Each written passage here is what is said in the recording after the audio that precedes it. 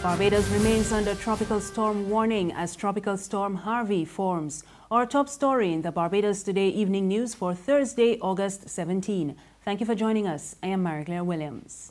Tropical Storm Harvey formed this afternoon, and at 5 o'clock the center of the storm was located near latitude 13 degrees north and longitude 55.8 degrees west. Meteorologist Rosalind Blenman tells us more. The system is moving westwards at 18 miles per hour, 30 kilometers an hour, and on this track, the center is expected to pass near or over Barbados early Friday morning. Maximum sustained winds remain near 40 miles per hour, 65 kilometers an hour, with higher gusts. Minimum central pressure is 1004 millibars, which is about 29.65 inches. Deteriorating conditions with pockets of moderate to heavy showers, thunderstorms, and gusty winds are expected to spread across Barbados late tonight and into tomorrow. Rainfall accumulations of 3 to 5 inches, which is 75 to 125 millimeters, and possible isolated higher amounts are forecasted. In addition, large easterly swells of at least 2.5 to 3.0 meters, approximately 8 to 10 feet, are also forecasted to accompany the system. Thus, a small craft warning is in effect from 6 p.m. today. Some flooding is likely in low-lying areas. Thus, residents are urged to be on the alert and take all necessary precautions. This information can be obtained by dialing 976-2376 or by accessing barbadosweather.org. And in light of the approaching storm, government offices and businesses closed as early as 2:30 this afternoon, and the Transport Board advised that the last bus was due to leave terminals at 5 p.m. The Barbados Chamber of Commerce and Industry also recommended that private sector entities employ a staggered shutdown approach. A statement from the Government Information Service says the recommendations follow detailed discussion with stakeholders in the National Emergency Operations Center in light of the storm. And scores of commuters were scrambling to get home early this evening after notice was given that the last bus would leave at 5 o'clock. Barbados Today's Kobe Brooms has more in this report.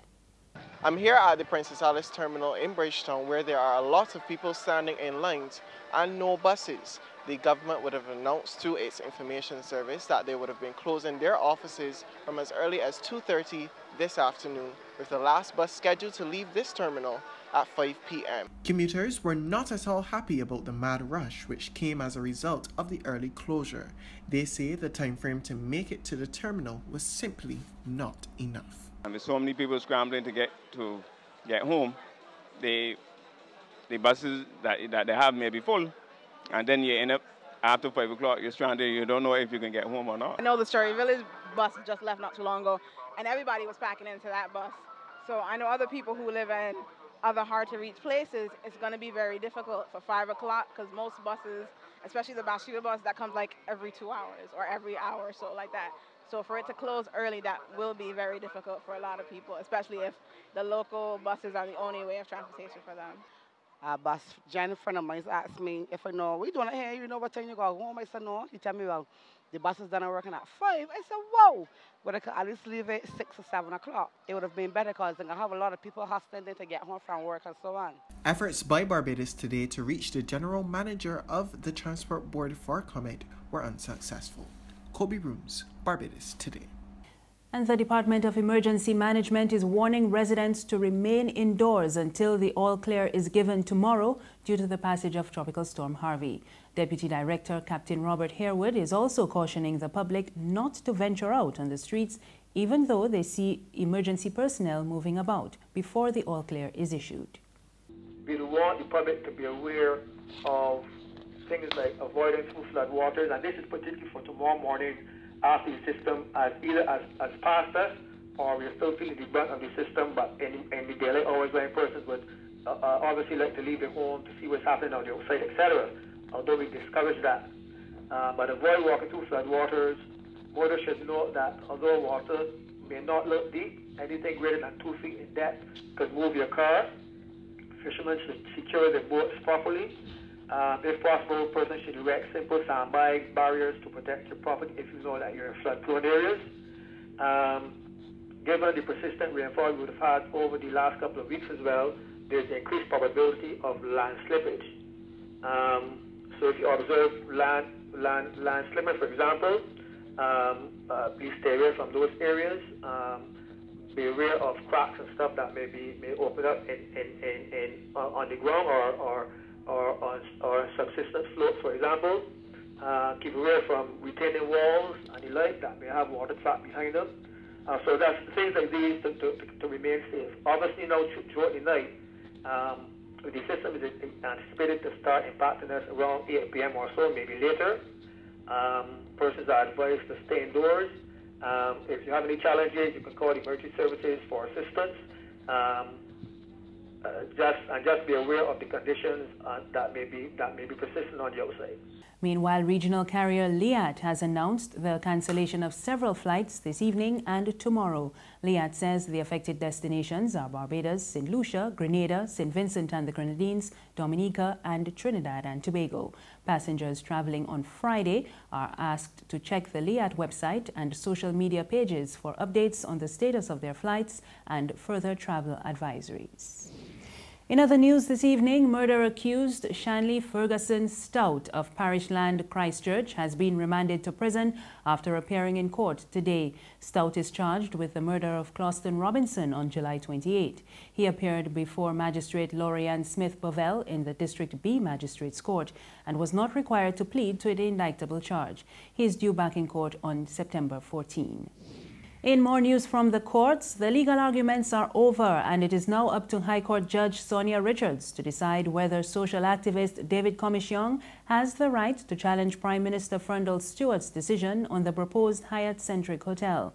The marathon three-day submissions began last Wednesday and ended just before 1 p.m. today. The proceedings ended after Hal Gollop QC, who is representing Stewart, and Barry Gale QC, who is the attorney for Hyatt developer, the Mark Maloney-led Vision Development Inc., responded to points made during yesterday's 4-hour-long address by Comisiong. The social activists wants a judicial review of the permission granted to Maloney to build the $100 million resort on Bay Street in the city. But the Prime Minister is challenging Comisiong's application for the review, contending that he does not have either a financial or legal leg to stand on in the matter. At the end of today's sitting, Madam Justice Richards reserved her decision and adjourned the case without a mentioned date.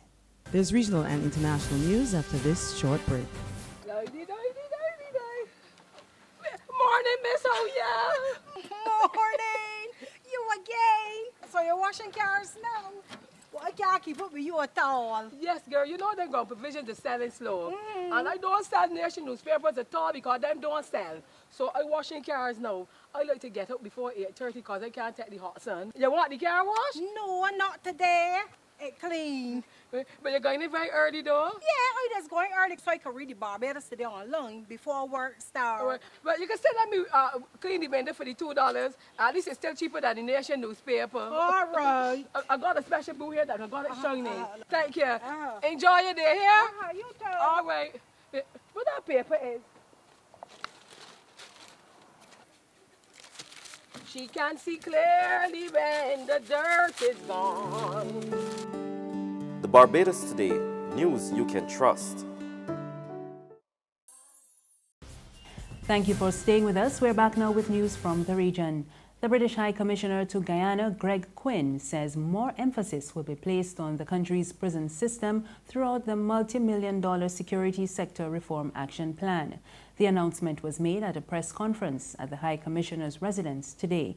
Quinn says they have made special note of how they can assist the prison service after the recent events at the Camp Street and Lusignan prisons.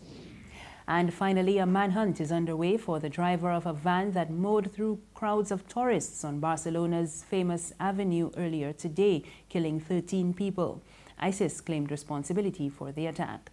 Authorities say the death toll could rise, with more than 100 people injured. Police say they arrested 2 men, a Moroccan and a man from Spain's North African enclave. but neither was the driver. And that's news this evening. Remember, you can get more on our website, www.barbadostoday.bb. You can also subscribe to our e-paper, email updates, and like us on Facebook. We're on Izumi Media in bus terminals and Screenplay at supermarkets and gas stations near you. You can also tune in to Mix 96.9 FM for more news. I am Marie Claire Williams. Have a good evening.